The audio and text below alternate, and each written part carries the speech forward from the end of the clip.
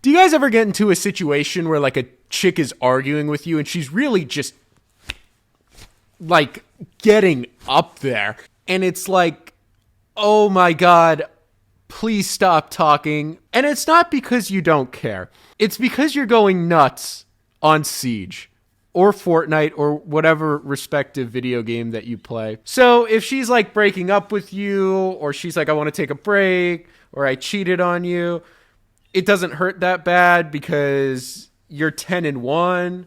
I got to deal with overtime match point. This is for ranked. I'm about to hit Emerald. Okay, you cheated on me. You want a fucking cookie? I don't really know where that came from. Today we're going to be talking about how the Ghost of Tsushima completely outdoes Assassin's Creed in literally every box, every category, every way.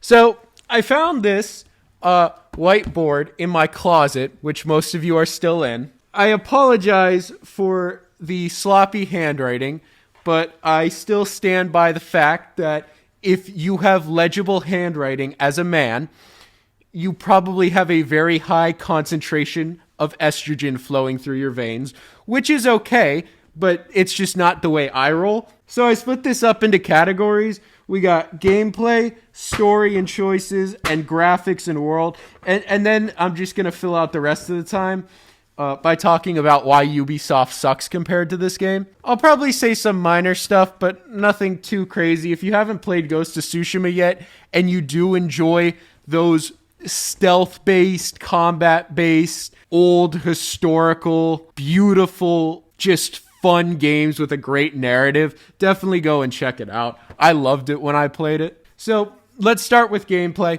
The stealth is awesome. It doesn't take itself very seriously, and it's not so on that it's frustrating. Like, I'll give you an example. I just got done playing Mafia, the Definitive Edition. That was so fucking annoying to play when it came to stealth sections. Stealth. Not self. Stealth. Because it took the stealth so seriously. If you were in the guy's peripheral, it would recognize you and you wouldn't get like an indicator or anything. He would just run over you and start shooting. This game, it takes a while for the indicators to fill up. The enemies don't really have peripheral vision and they can't really look up either if you're above them. And that works so well in its favor. As I said, it would be so frustrating if the stealth was taken very seriously in this game.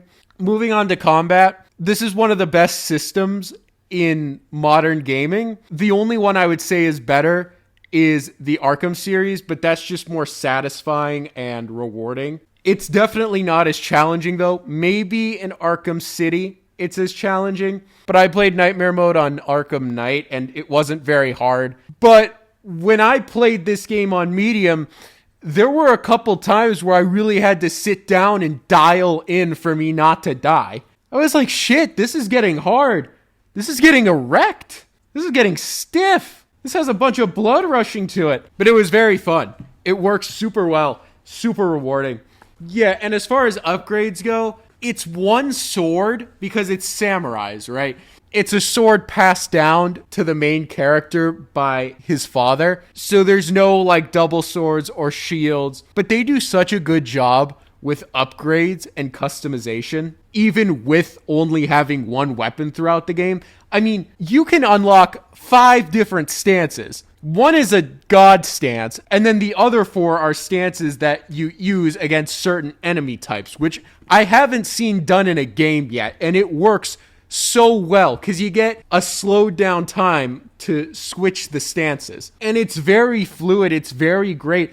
And then all the secondary weapons have endless skill branches, as well as the sword. The sword has 50 different things that you can upgrade about it just within techniques. And the biggest thing I noticed about upgrades, and it's not just Assassin's Creed that's guilty about this, it's a lot of games. One game I can think of that's one of my favorite games ever is God of War that's guilty of this. You'll have some really cool level 1 or level 2 armor, whatever, and then you'll get some armor that's way better and looks like dog shit. In this game, every single armor upgrade makes the armor look more badass. There's not one set of armor where I look at level 1 and go, well, nah, level 1's cooler, honestly. I don't like this. No, every single armor set looks better when you upgrade it. Okay, story and choices, plus side missions.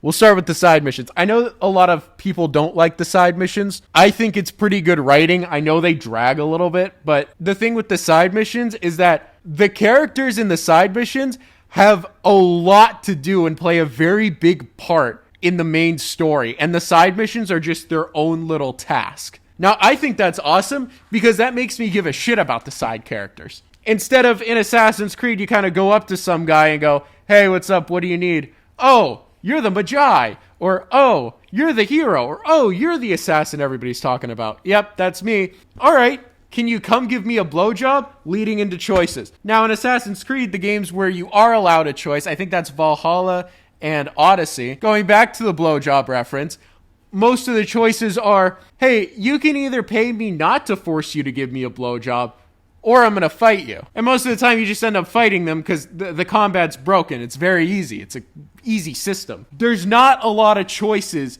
in Tsushima, but the choices that are made are dialogue options, and it knows this.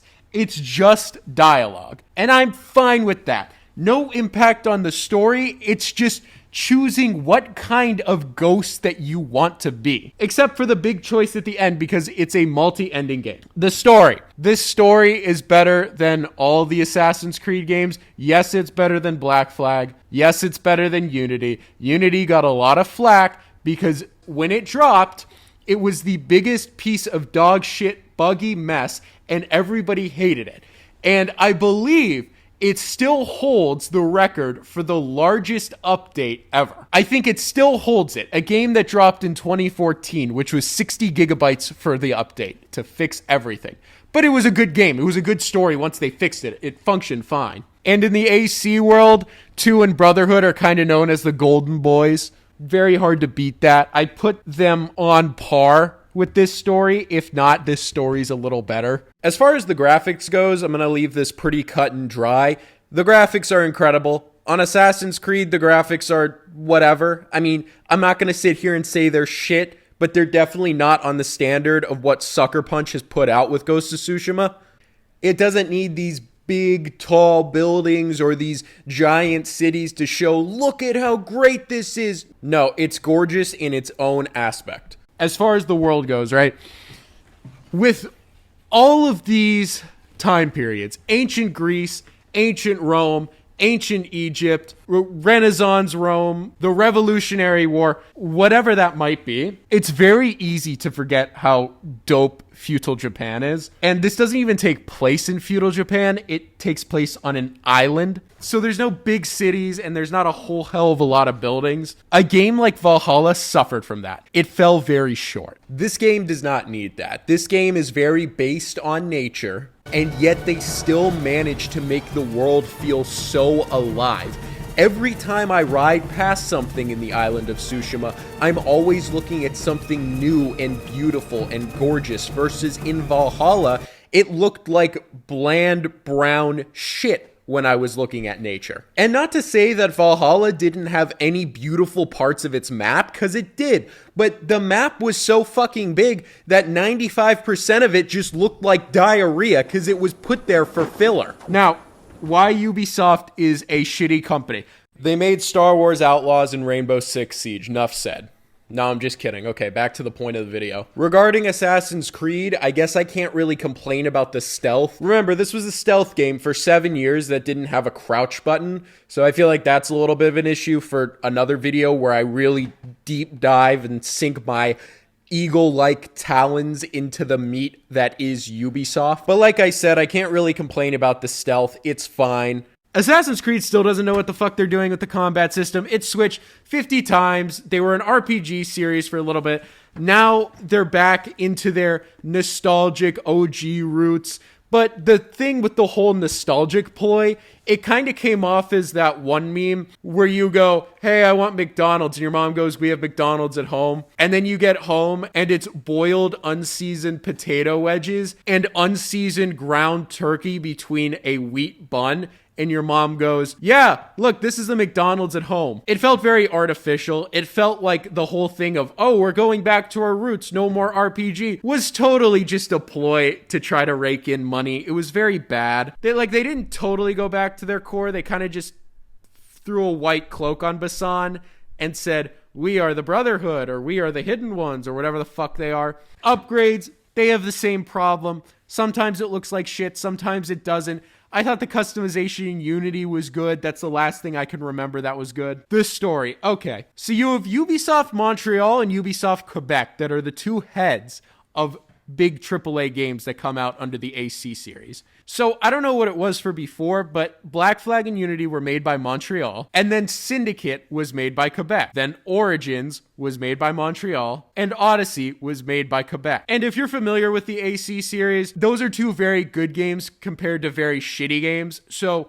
Montreal will come out with something very good, and it's almost like Quebec will make some fucked up, sick, shitty, twisted parody of it. It's kind of like if you have like a 3-year-old son and it sees Van Gogh's painting and then it tries to mimic it with crayons and it comes back to you and goes, Daddy, look, here's the painting. And you kind of have to go, oh, that's great, son. We'll put it on the fridge. But you know it's shit. It's not Van Gogh. But the difference is, instead of a 3-year-old son, this is a branch of a multi-billion-dollar company. I kind of already covered choices. The choices suck. They mean nothing. I'm not going to talk about that more. Side missions. There are so many fucking side missions, dude. Give me a break. Oh, you're the big dick beast. You gotta help us out with this, man. Ah, okay, I'll do that. Ah, so it was you that did this thing. I have to kill you now. I killed him.